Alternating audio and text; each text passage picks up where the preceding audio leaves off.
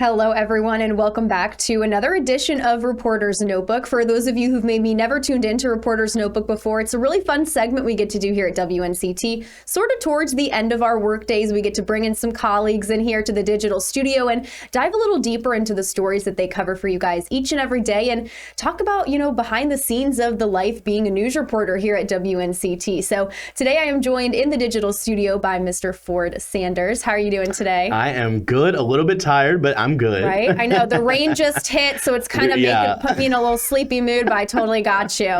So today you are our morning reporter for those who may not know, which means you're up at like 2 a.m. You're here at the station and you're usually out of here by like 12 o'clock, 1 o'clock. So yeah. So we relative. Yes. So we see each other in passing a little bit, but we do have different schedules. So, we don't always get to talk about the stories that you covered. So you did one today kind of ahead of Labor Day weekend. Yeah. So what was your story for today?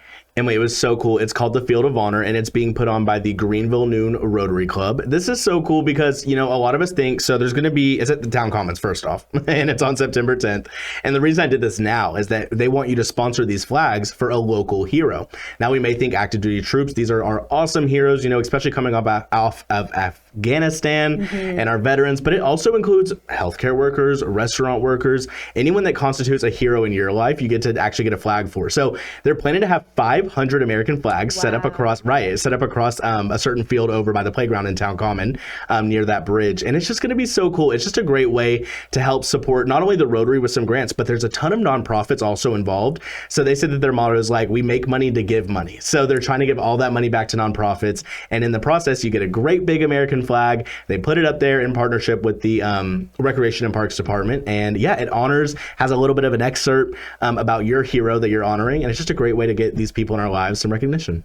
Oh, I love that. And that's going to be a beautiful kind of piece to go check out this weekend. When all the flags are out there, you can go out there and just kind of relax and look out to the flags and read some of these beautiful messages from people. And the best part is it actually lasts for 8 weeks. It's long. It's not going to be gone until November 13th, I believe they said. And I believe it's 4:30 p.m. on September 10th is like the ceremony of the display. But 8 whole weeks, you get to look at those flags. And like you said, it's just so relaxing to see those waving in the wind. And that's beautiful. That's such a beautiful tribute for this upcoming weekend. And so awesome that's something that people can go check out whenever and just kind of decompress, look over on the Tar River, the water. Beautiful. I love that. And you have a really interesting story coming up that I'm really excited to talk about as well. So let's get into that. You have a special report, we would call it, coming up here at WNCT. So let's talk about what you can share with us. Let's talk a little bit about that. So I kind of made my own special report. I'm getting a couple days to work on this. But basically, we are looking at, there is a father out of Tennessee, my home state, and he actually lost his daughter, Hannah. She was 17 to a death on a roadway. And he says that it allegedly came from a guardrail that pierced through her. The guardrail did cause damages through her car, but we say allegedly caused her death because, there's investigations and things like that. But so I'm now looking at, he's done thousands of interviews, network, tons of local news stations, and it's called the X-Lite Guardrail, and it's by a company called Lindsay Transportation. And there's just a lot of chatter about these guardrails and whether they're effective or not. We have to attribute both sides. Lindsay says on their website that these guardrails are actually effective, that they're safe, that they are protecting the community when it comes to these crashes. And then we also look at the father who alleges that these guardrails can kill people and pierce people and cause really brutal deaths. So it's actually interesting, Emily. All 50 states have banned these specific guardrails being used. Wow. Only 29-ish states even had them. So that shows another 21 states, sorry about that, who didn't even have these guardrails. We're not putting them in. So it's very interesting. Got some statements from the NCDOT, that's the North Carolina Department of Transportation. There's about 4,000 to 5,000 of these still left in our state.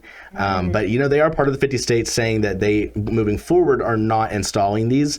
But places like Tennessee, Virginia, California, Missouri, lots of different states. I believe he threw out the number 18, but we'll just say over a dozen to be safe. But they've actually gone back and spent millions. California spent $20 million just to remove these old ones. Wow. So now his concern is North Carolina Department of Transportation, where are you on this? Are you going to remove it? But of course, we're looking at everyone's standpoint. So I've got all these different communications coming from NCDOT, coming from Steve Eimers, he's the father of Hannah, and also we've got a statement, not given directly to me, but on their website from Lindsay Transportation. So I'm making sure we don't give too much away. Yeah. It's definitely going to be a really big piece that we're looking at. So I'm really excited to shed a little light on that and hopefully bring just some awareness on all accounts of what's going on with that. Definitely. Well, I'm super excited for this report to come out. I think it's going to be super informative for so many people. And Ford, when are you going to release this piece? Friday morning. So I'll be working on it today and tomorrow endlessly. I'm passionate about it, so I'm ready to just endlessly work on it, like I said. And Friday morning, you can see it at 4:35, 5:36, 6:30. And then usually some version of the story will run throughout the day. So you'll see it all morning on Morning Edition. Definitely. You can always check that out on our website as well. He'll have that posted, of course, for Friday. And thank you so much for it. Thank you. I love it. I know. And you just said, it's something you're passionate about. And those are the types of stories that, really fuel us, I think, are the ones that we're passionate about. It makes us want to put the best story out there that we possibly can. It's just so fun to come to the newsroom the next day and see your coworkers so excited about a piece, because you're like, it's just so awesome. I'm like, wow, we do. And even the residents here admit, we live in this smaller area, but there's so many good stories coming out of this area. Yeah. Well, awesome. Thank you so much for taking the time out of your day to chat with us here on Reporter's Notebook and tell us a little bit more about what you've been up to. Thank you guys for joining us for this edition of Reporter's Notebook, and we will see you next time.